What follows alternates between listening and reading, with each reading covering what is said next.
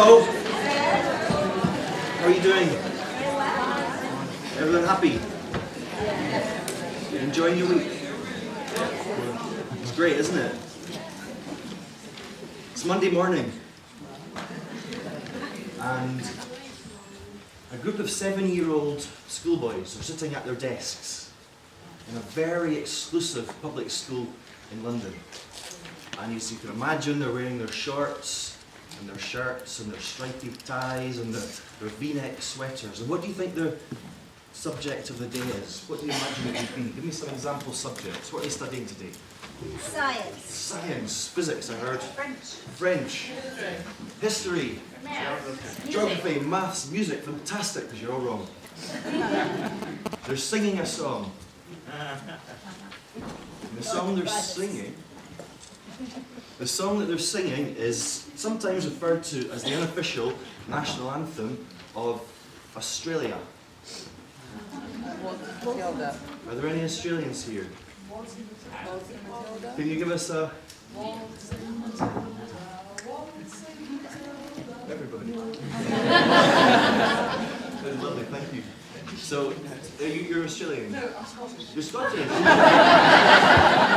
Well, there's something strange going on here. They're singing Waltzing Matilda, they're wearing their shorts and their shirts and their stripy ties and their V-neck sweaters, but there's something strange about this lesson. What's the subject? You said music, physics, geography, maths and all these things, but it's not any of them.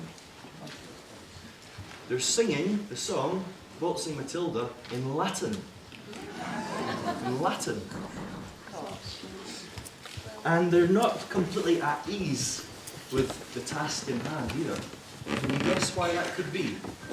It's not that they're wearing shorts and shirts, and stripy ties and V-neck sweaters, singing Waltzing Matilda in Latin, as if that's not bad enough. There's another reason that they're not quite at ease with the task in hand.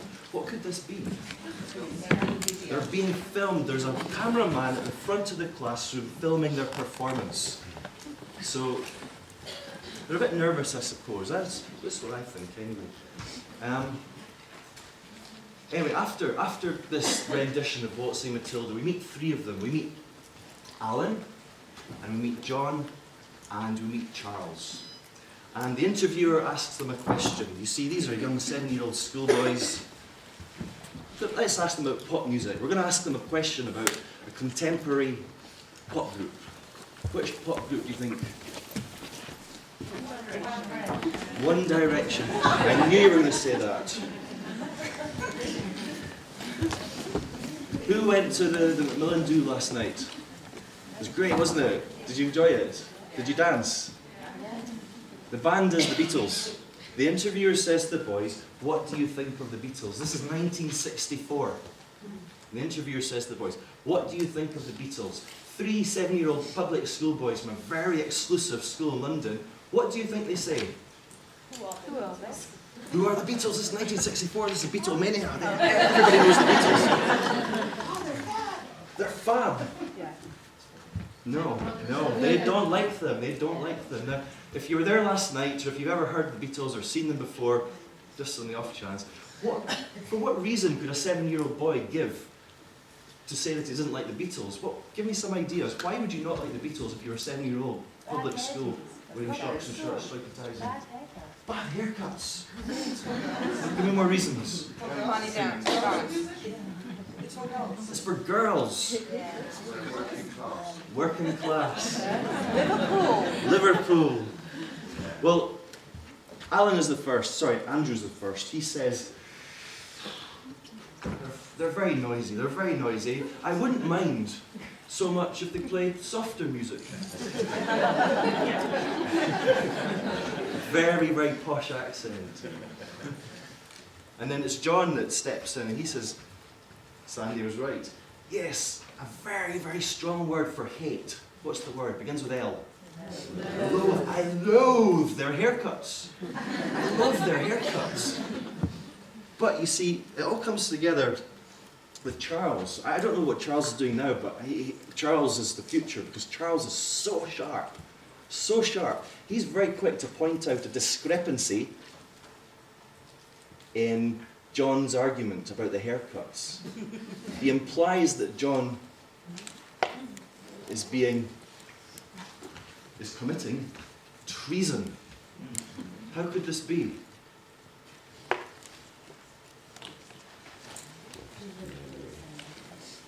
They have the same name. They have the same haircuts. Same as Prince Charles. Same as Prince Charles. Would you like to see the clip? Yeah. This comes from a 1964 fly-in-the-wall documentary TV show called 7 Up. Show me your hands up if you've seen it. Okay. Here we are. Here's the boys.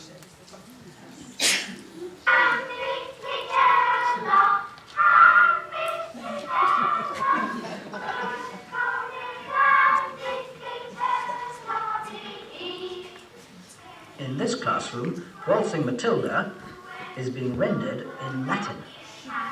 This is an exclusive pre-prep school in Kensington. I think the Beatles are mad because they make too much noise and their hairstyle is so bad. If they composed softer music, I wouldn't mind so much. I just love the haircut. That's John. If you love the haircut, you wouldn't have liked Henry V's haircut.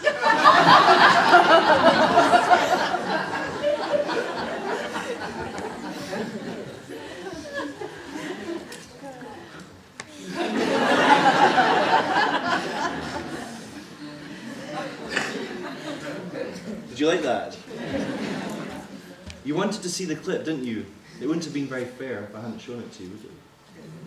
Now that was videotelling.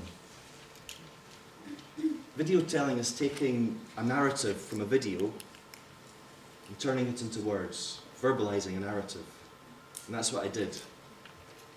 And what happens during that time, there's a visualization going on, isn't there? It's almost as if you're seeing the video through the words.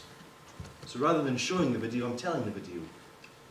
There's a visualization. There's also exploration, questions I'm asking you, which require you to explore the visualizations that you're creating in your minds. And finally, that big boom at the end is when you get to see the video, and it's a chance to compare the visualization that you made with the actual visual material that I described. So that's video telling. Actually, there's quite an important clip as well. This series, rather, 1964 series 7 Up, because it was made.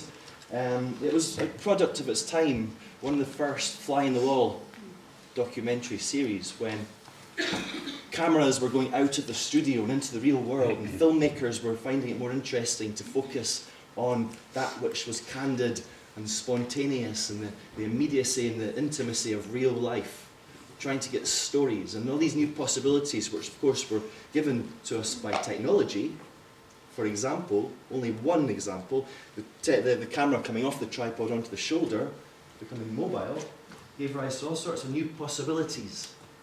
And those new possibilities gave rise to new genres and new art forms and new aesthetics and new considerations, new competencies and techniques to acquire, and new responsibilities, and possibly even some new laws. So what we're seeing now in this era of video is very much something that was going on a few decades ago.